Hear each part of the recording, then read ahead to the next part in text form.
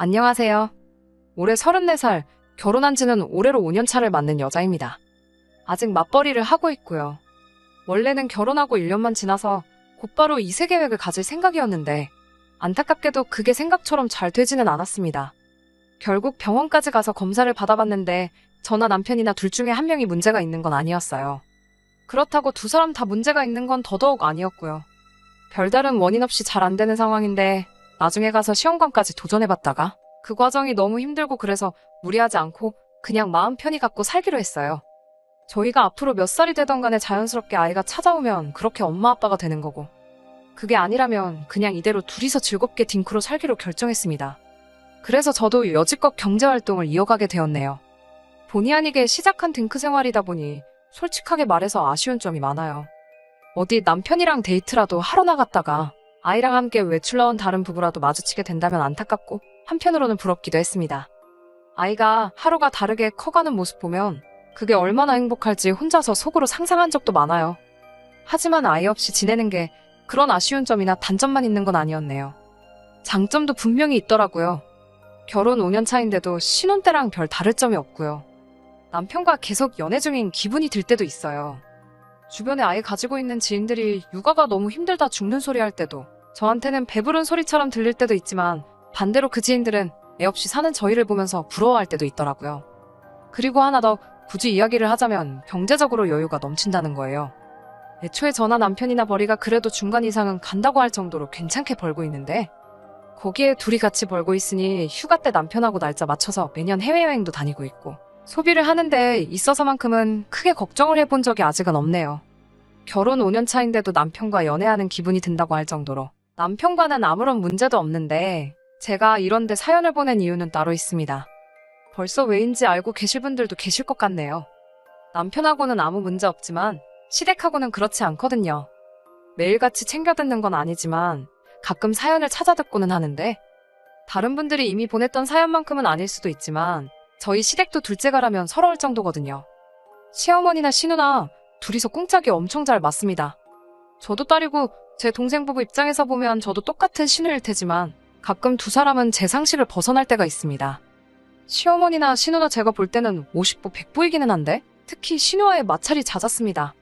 아직도 결혼을 하지 않은 시누는 남편보다 3살 아래 동생인데 저는 남편하고 4살 차이다 보니 굳이 따지자면 제가 손윗사람이긴 하지만 시누가 저보다 1살 언니예요. 제가 시누보다 손윗사람이라고 해서 시누한테 어른 대접을 받으려고 갑질을 한다거나 시누를 저보다 한참 아래로 본다거나 해서 그런 건 절대 아니에요. 제가 저를 스스로 어른스럽다고 칭하기에는 조금 그런 부분이 없지 않아 있는데 시누의 경우는 정말 저보다 1살 많다는 느낌이 전혀 들지 않을 정도로 어른스럽지 못합니다.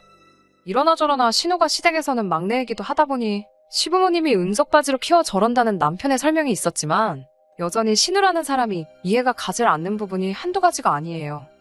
저랑 남편이 반반 결혼을 한 건 아닙니다만 남편이 저보다 사회생활을 한 기간도 길고 회사도 더 좋은 회사를 다니기 때문에 이미 모아놓은 돈에서부터 차이가 있었어요.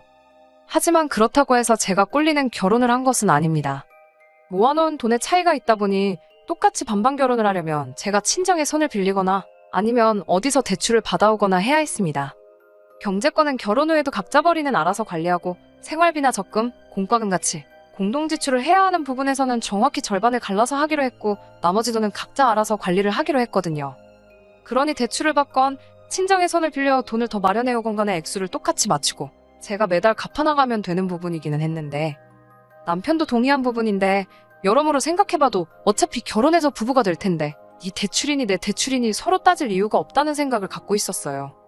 은행에서 돈을 빌리나 친정 손을 빌리나 이자면에서 조금 차이가 있다 뿐이지 원금을 갚아야 하는 사실에는 변함이 없었으니 조금 애매한 부분도 있었습니다.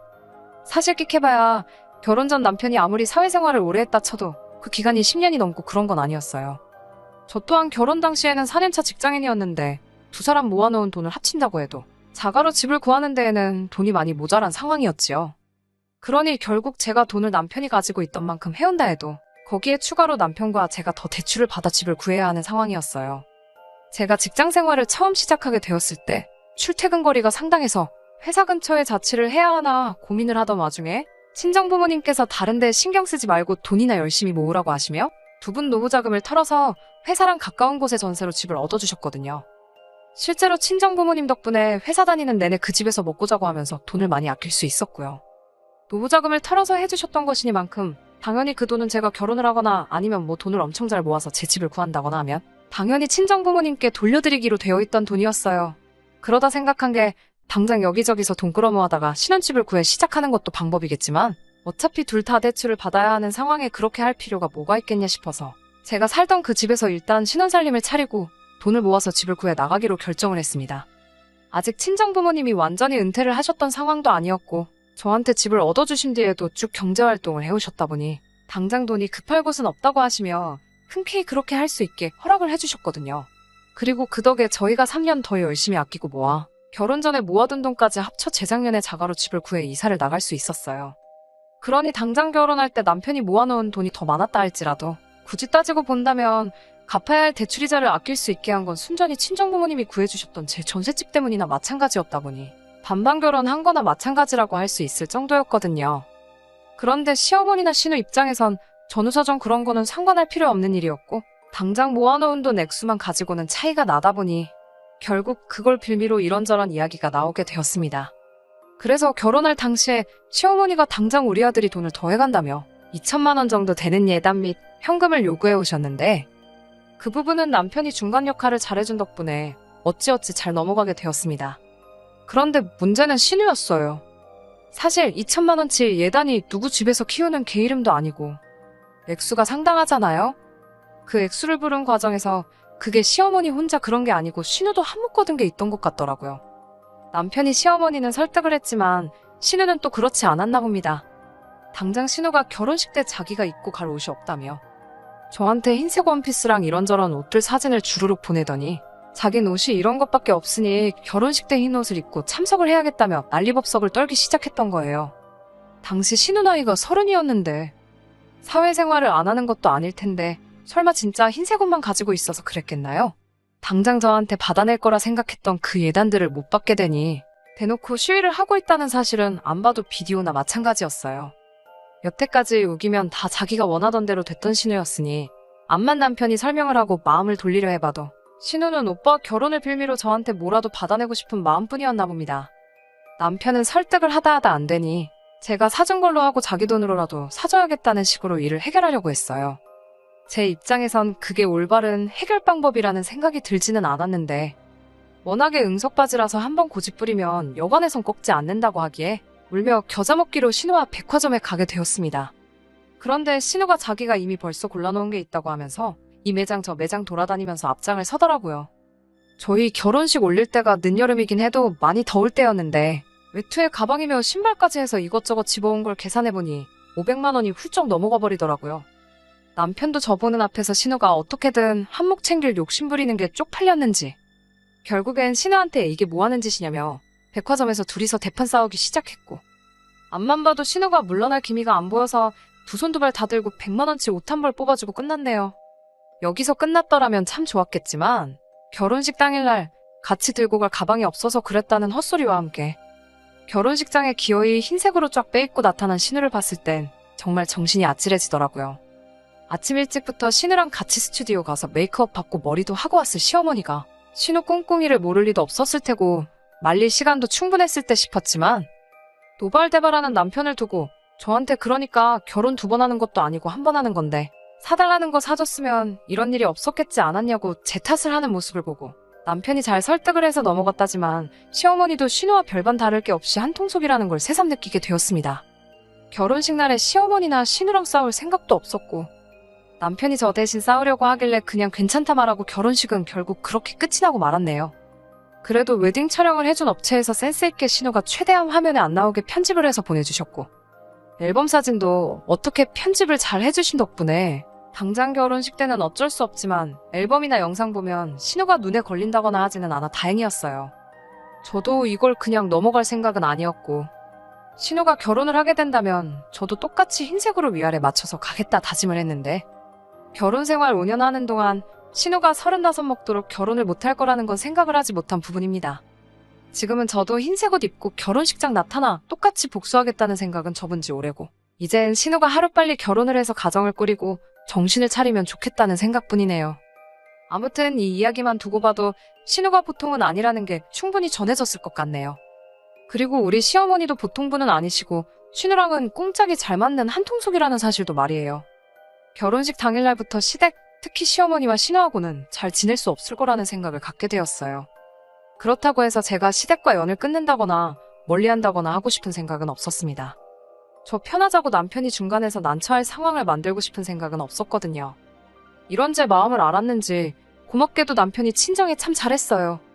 애초에 대리효도 같은 거 시킬 생각도 없었고 반대로 해줄 생각도 없었지만 남편이 친정에 잘하는 모습을 보니 저도 최대한 신우 미운 거 생각 안 하고 시댁에 잘해야겠다는 생각이 들더라고요. 아무튼 간에 결혼하자마자 저희가 최우선적으로 세운 목표는 최대한 아끼고 모아 하루라도 빨리 전세 빼서 친정부모님 노후자금 돌려드리고 저희 명의로 된 집을 구하는 거였어요. 저희가 원인불명의 불임이라는 진단을 받기 전까지인 결혼 1년차에는 시댁에서 별다른 이야기는 없었어요. 그런데 진단을 받은 뒤 저희가 딩크로 살아도 괜찮다는 결론을 내린 뒤부터는 조금 이야기가 달라지더라고요. 허리띠 졸라매가며 돈을 모으는 상황에서도 명절 생신에서 다른 집 자식들 하는 만큼은 챙겨드렸습니다. 아니, 다른 집 자식들이 뭐예요?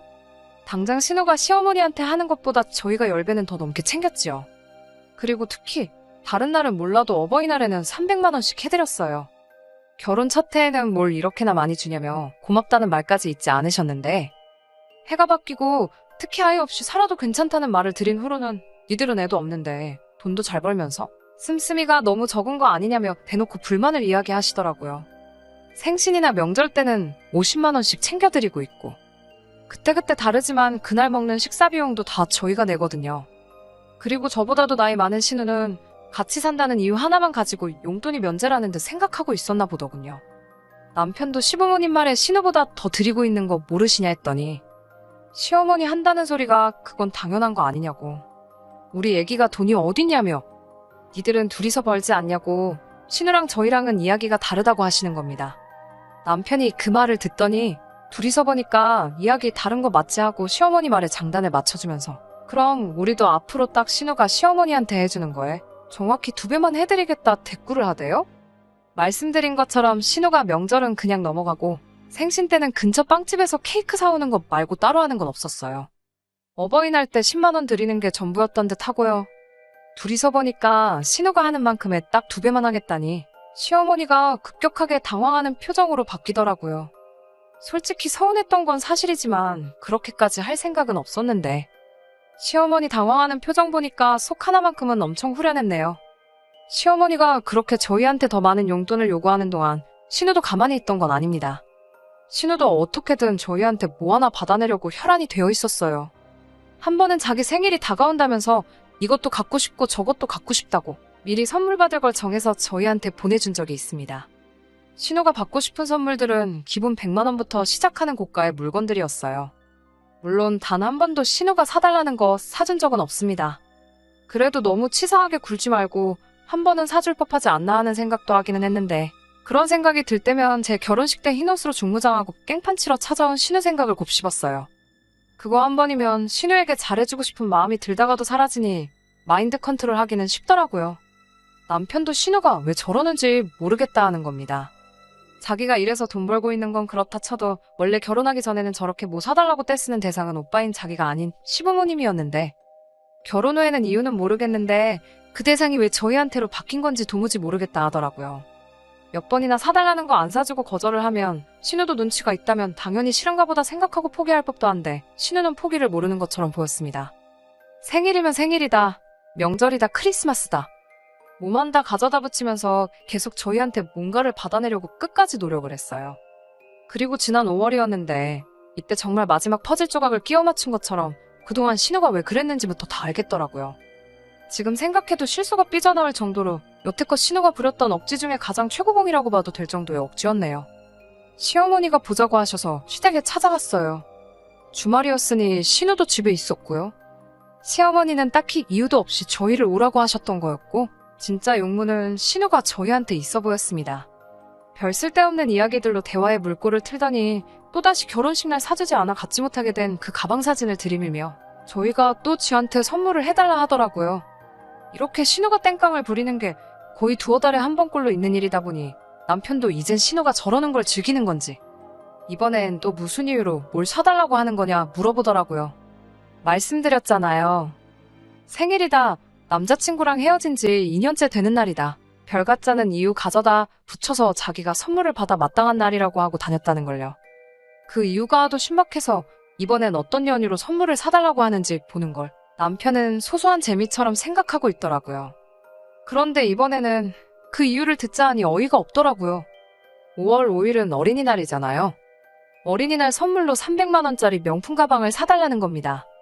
올해 35인 신우가요. 심지어 저보다 한 살 많은 신우가 이번엔 어린이날 선물을 사달라니 제정신인가 싶대요. 남편도 가짜는 이유 가져다 붙이는 신우 반응을 보는 게 재밌었나 본데 35 먹고 어린이날 선물을 바라는 게 어이없었나 봅니다. 남편이 네 나이가 몇인데 어린이날 선물을 달라는 거냐고 물으니 신우가 대답을 하기 전에 옆에 있던 시어머니가 그 말을 가로채더라고요. 우리 막내가 아기가 맞지? 뭐 틀린 소리 한 거 있냐며. 아직 시집도 안 가고 엄마 품 떠나지 않고 꼭 붙어있는데 그게 어린이가 아니면 뭐냐 하시더군요. 거기서 끝났으면 그냥 딸이 너무 예쁜가 보다 하겠는데 생각해보니 열이 받는다면서 저희한테 갑자기 노발대발 성질을 부리기 시작하신 거예요. 어차피 니들 둘 사이에 애도 없는데 신우가 너네 애라고 생각하고 그깟 선물 하나 사주면 어디가 덧나냐면서. 어차피 애 없이 살며 둘이 돈도 잘 버는데 니들 버리면 그깟 가방 하나 껌값이나 마찬가지 아니냐고 하더군요. 그러더니 화살이 저한테로 다시 돌아와서 별같자는 변명을 대며 예단 준비 안 해왔을 때부터 알아봤다고. 그때 시원하게 신우 위아래로 쫙 빼주고 들고 다닐 가방도 해줬으면 저러겠냐고. 새언니한테 뭐 아무것도 못 받아서 저러는 건데 이쯤 되면 져주고 하나 사주면 어디가 덧나냐고. 제가 가정에 불화를 일으키고 있는 거나 마찬가지라 하시더군요. 솔직히 시어머니 말이 무슨 생각으로 하시는 말인지 하나도 이해가 가질 않았고 어이가 없어서 말문이 막힐 정도였어요. 당장 자기보다 나이 어린 새언니라고 저한테 언니, 형님 해가며 손윗사람 호칭 쓰는 것도 아니고 자존심이라도 상하는지 저기요라고 부르는 신우였는데 뭐 사줄 때는 제가 새언니가 되어야 한다는 건지 그냥 있으면 이거 평생을 두고 계속 잔소리를 듣겠다 싶어서 저도 그동안 쌓인 악감정 쏟아내며 한바탕 하려던 찰나에 남편이 저를 막아서더니 신우한테 옷 갈아입고 나오라고 백화점으로 가자고 하고 상황을 종료시켰습니다. 그리고 결국 신우 데리고 백화점에 가서 신우가 5년간 노래를 부른 그 명품 가방을 사주게 되었어요. 열이 너무나도 많이 받는 상황이었지만 남편이라면 뭔가 생각이 있어서 그랬을 거라는 믿음이 있어서 신우한테 가방을 사준 이유에 대해서 따로 묻지 않았습니다. 신우는 눈치도 없이 그 상황에서 이제 가방을 받았으니까 다음에는 구두를 받아야겠다며 다음번 어린이날에도 잘 부탁한다는 소리를 짓거리더라고요. 남편도 질렸는지 저한테 별다른 설명을 하진 않았고 어버이날 때도 그냥 시댁 찾아가지 않고 넘겨버리더군요. 설명을 해주면 좋았을 텐데 딱히 말이 없었기도 하고 기분도 많이 안 좋아 보여서 그냥 믿고 있기로 했어요. 그렇게 2주 정도 더 지나고 나서 남편하고 집에서 쉬고 있던 와중에 시어머니한테서부터 저에게 연락이 왔습니다. 평소와는 다르게 전화해서 제 눈치를 보는 게 느껴질 정도로 나긋나긋한 목소리로 전화를 하시더라고요. 그러더니 물어보는 게 어버이날 때 매번 보내주던 그거 있지 않냐며. 근데 이번에는 그게 안 들어왔다고. 뭔가 착오가 있던 거 아니냐며 한번 확인해달라 하시는 거예요. 저도 어찌된 영문인지 친정에는 벌써 보냈던 상황이니 알아보겠다 하고 전화를 끊으려는데 남편이 전화기를 채가는 겁니다. 그러더니 어머님한테 말하길 그거 벌써 드렸는데 기억 안 나시냐고 하는 겁니다. 그거 지난번 찾아갔을 때 드렸지 않냐고. 잘 기억이 안 나시면 신우 옷장 한번 열어보시라 하더군요. 시어머니 드릴 어버이날 용돈으로 신우 어린이날 선물을 사줬다 하는 겁니다. 신우 애 취급하는 거 어머님밖에 없지 않냐고. 암만 우리가 자식 없이 살아간다고 쳐도 내 아내보다 나이 많은 남매이자 어머니 자식을 내 자식 대하듯 하는 건 말도 안 되지 않냐 하대요. 그런데 한편으로는 신우가 갖고 싶은 가방을 못 받고 마치 7살 먹은 애 마냥 우리한테 사달라 조르고 있는 신우의 모습을 보는 어머니 모습이 너무 안타까워 보였다고 하더군요. 그 순간 우리가 신우를 우리 애라고 생각해서 갖고 싶은 걸 사줄 생각은 없지만 자식된 도리로 어머니 기쁘게 할 방법은 있겠구나 싶었답니다. 그래서 그 길로 신우를 백화점에 데려가 어버이날에 어머님에게 드리려고 했던 300만 원을 가지고 원하던 가방을 사줬던 거라고요. 어머니는 인정 안 하시고 있지만 저희 날은 반반 결혼해서 각자의 안가에도 똑같이 하고 생활비도 똑같이 내고 있기에 공평해야 하니 자기가 더 드릴 수 있는 건 없다 하더군요. 그나마 신우 가방 사주고 9,000원이 남았는데 그마저도 신우가 백화점에서 우동이 먹고 싶다고 해서 우동 먹이느라 9,000원마저 써버렸다고. 그래서 땡전 한 푼 드릴 게 없다 말하고 전화를 끊어버리대요. 그제서야 남편이 저한테 아무 말 하지 않고 신우 데리고 나가 그 가방을 기어이 사줬던 이유가 뭔지 알겠더라고요. 그리고 저도 참 왜 그걸 사주냐고 꼬치꼬치 캐묻고 바가지 긁을 수 있었던 건데 믿고 아무 말도 안 하길 잘했다는 생각이 들었습니다.